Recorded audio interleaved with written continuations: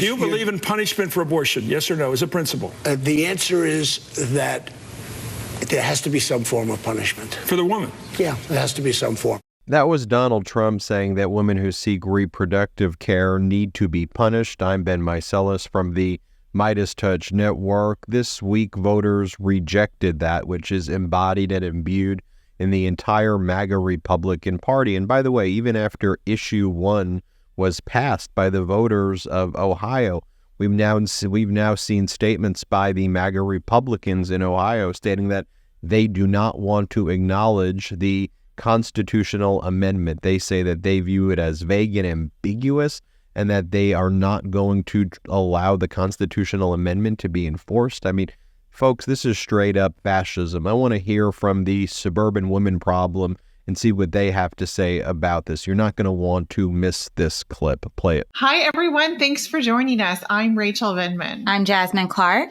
I'm Amanda Weinstein. And this is the Suburban Women Problem. We're recording this on Wednesday, the day after the election, and we're joined by one of our favorite guests, Jess McIntosh. Jess, I'm so glad you're here to help us celebrate these wins and talk about what it all means. I really can't overstate how important what happened on Tuesday was. It's what we used to refer to as an off-year election, which we all know there's no such thing anymore. It all matters. Everything's on. The stakes are so high every time. Abortion was on the ballot all over the place. We all know about issue 1 in Ohio, but abortion was on the ballot in Pennsylvania State Supreme Court. It was on the ballot in Virginia's state legislature. And everywhere it won.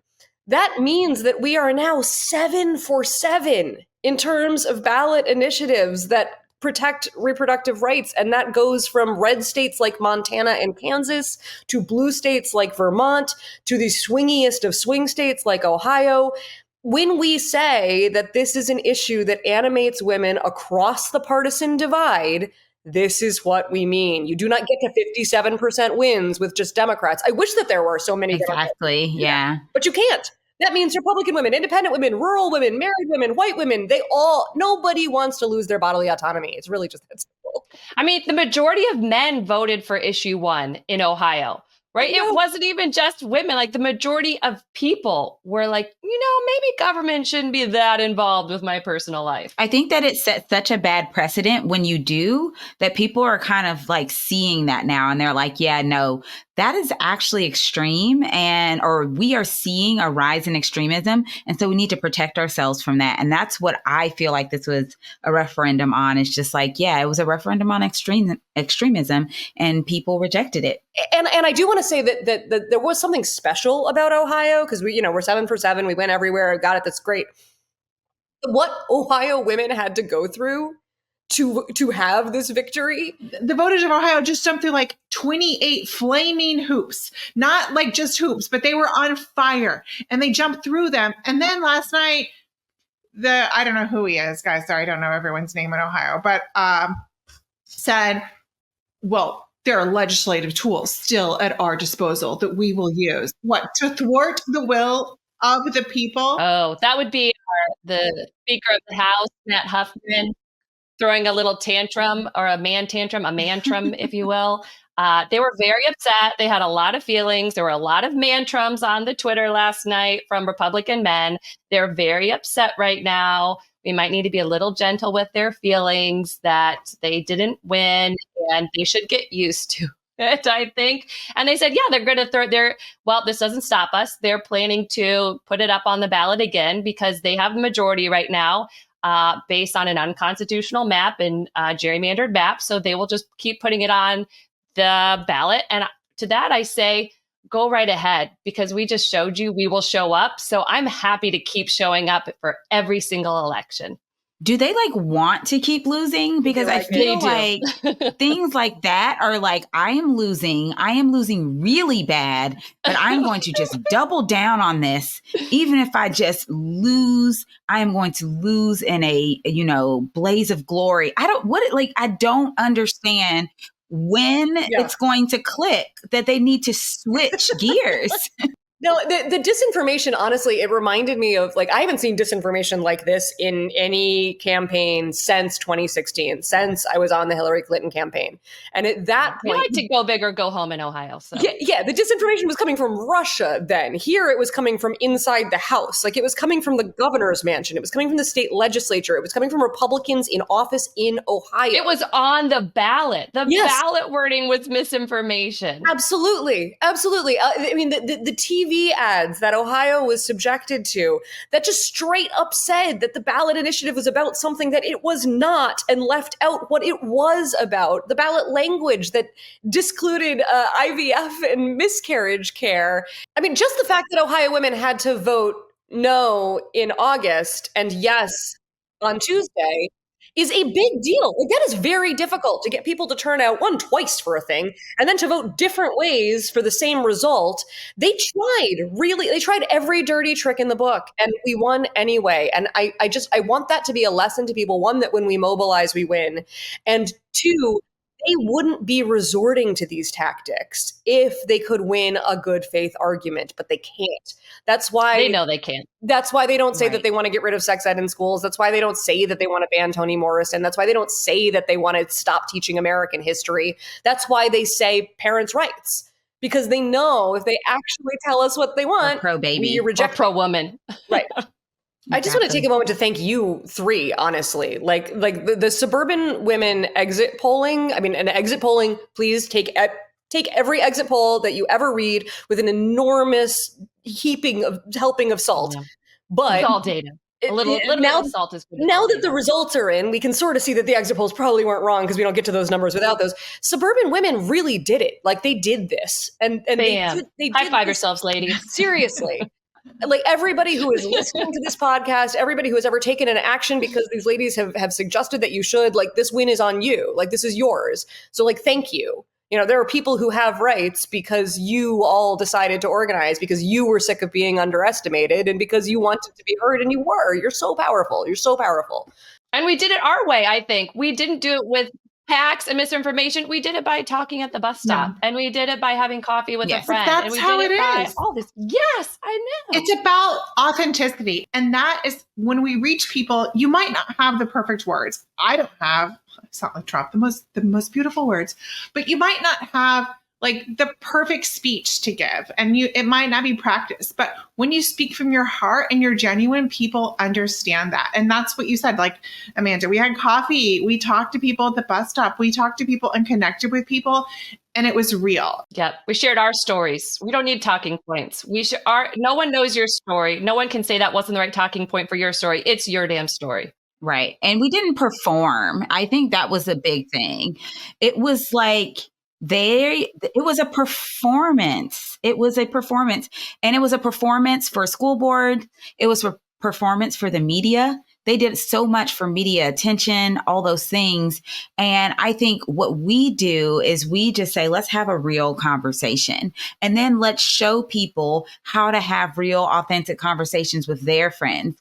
And we don't have to be all, in the camera, like, ooh, look at me, look what I'm doing. We don't have to do that. We can actually go to our neighbors and say, hey, let's have coffee in our driveway and talk about the things that are important to us. And that is true grassroots. That's the difference between AstroTurf and grassroots. AstroTurf is all about the performance. And yeah, you might have a lot of money behind you, and money can get you in front of the cameras, but is money getting you into the hearts of the actual people who will vote? And I don't think it is. Or men in your chat group telling you what you should do and say and think. Moms for Liberty. Yes. We saw those chats. We saw. Oh my goodness. Yeah, I was embarrassed for them. Me But too. I do. Ladies. I mean, I was just like, oh gosh. I mean, this is also, Jasmine, I just want to say, I love the idea of coffee at the end of your driveway, because I don't want people to see the dishes in my sink. Oh, that's And not also I bother can me. wear sunglasses to cover the fact that I'm not wearing makeup and all these things. Yes. So I'm very pro coffee at the end of your driveway. The disinformation that's going to flood the airwaves when Donald Trump is back on the ballot is ungodly. It is unholy. It is not none of the words that we're going to hear in the Bible. It is not okay. We should not have to deal with this. So what we did was what we need to do, but we did it in an environment that was a little easier, I'm going to say, than the one we're going to be facing next year. So this week was a really good microcosm of what next year is going to be like the whole year. Was, you've got, you turn on the TV and everybody's saying that Democrats are dead because no one cares about abortion and it's all about the economy, as if those two things are not the same, and nobody likes Joe Biden. And in the middle of that firestorm of negativity, you have to keep talking to your friends. You have to keep having coffee at the end of the driveway. You have to turn it off and ignore it. And we just have to be heads down, do the work, ignore the noise. And but the other thing that we can do is, like what Ohio is doing in 2024, they're going to have another ballot initiative on the ballot. And it's going to be about ending gerrymandering. It's going to be about having a fair redistricting commission. So to the extent that we can take this, not sexy, super important. So important. I mean, it is democracy. Make it sexy. It is repro rights.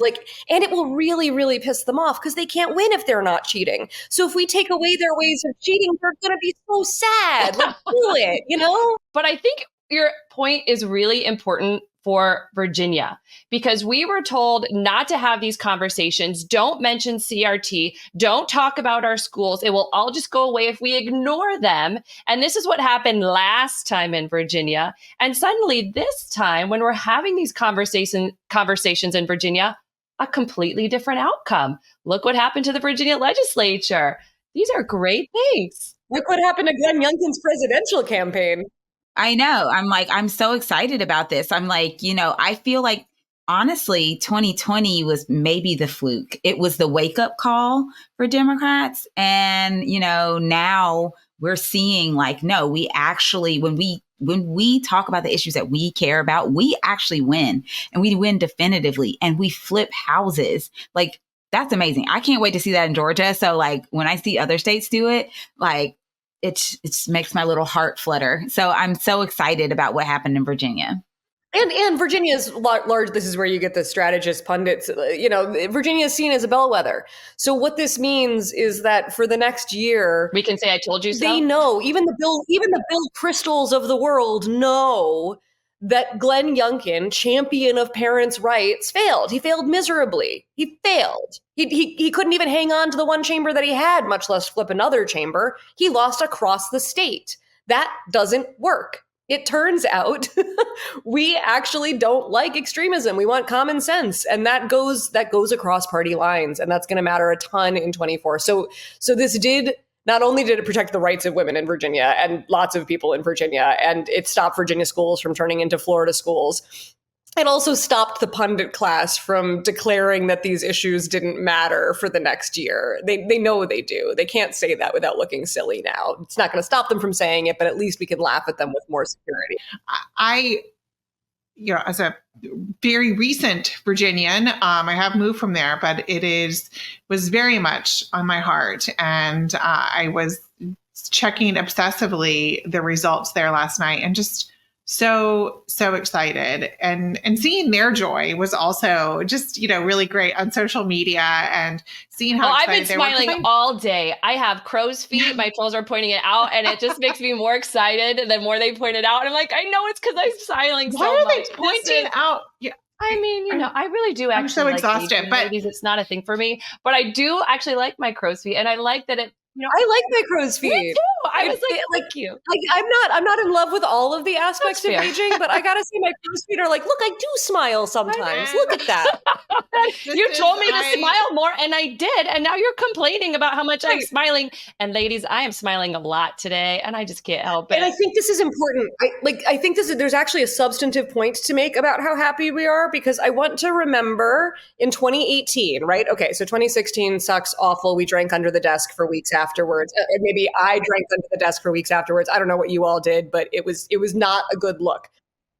2018, right? We win big. We win bigger than we have won in a midterm ever. We defy all expectations. Young people turn out and vote. Women are, all of it. But what were we happy on election night? Were we happy the next day? No, we weren't. We were terrified. It took us 2 full weeks to actually absorb the fact that we had won, 2020 went about the same way. I mean, it took him a really long time to count those ballots. You know, Joe Biden did not win on election. He was not declared on election night. He was declared after.